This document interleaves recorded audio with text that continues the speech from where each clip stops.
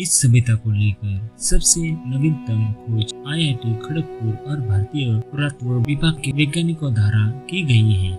चलिए जानते हैं इससे जुड़े खास बातें और कुछ अद्भुत fact. So let's get started.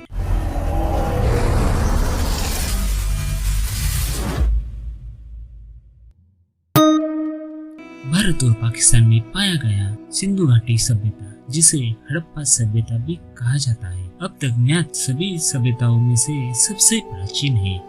इसकी खोज 1921 में हुई थी।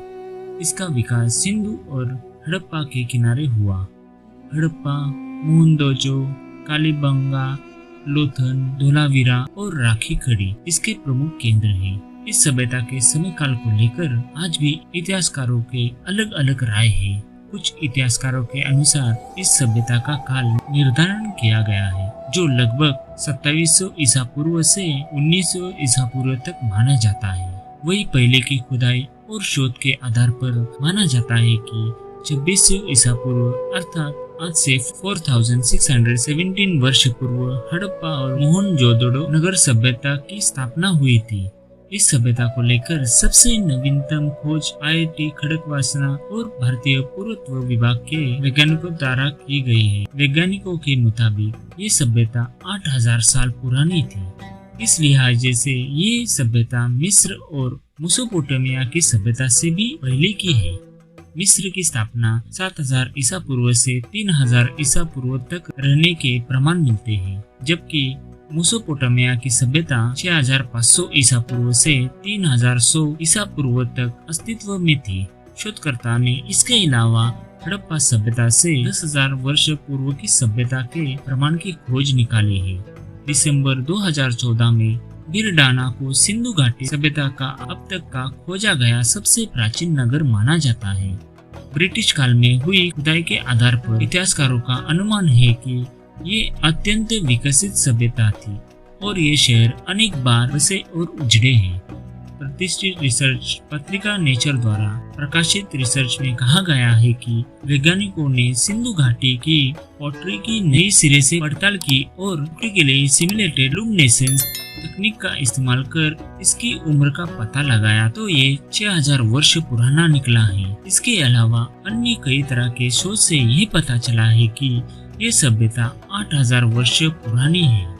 इसका मतलब ये है कि ये सभ्यता तब विद्यमान थी जब भगवान श्री राम का काल था और श्री कृष्ण के काल में इसका पतन होना शुरू हो गया था। विस्तार पाकिस्तान, अफगानिस्तान से लेकर हरियाणा के बिराना और राखी कड़ी तक था। बिराना की एकदम नई जगह पर खुदाई शुरू की और बड़ी चीज बाहर लेकर निकली।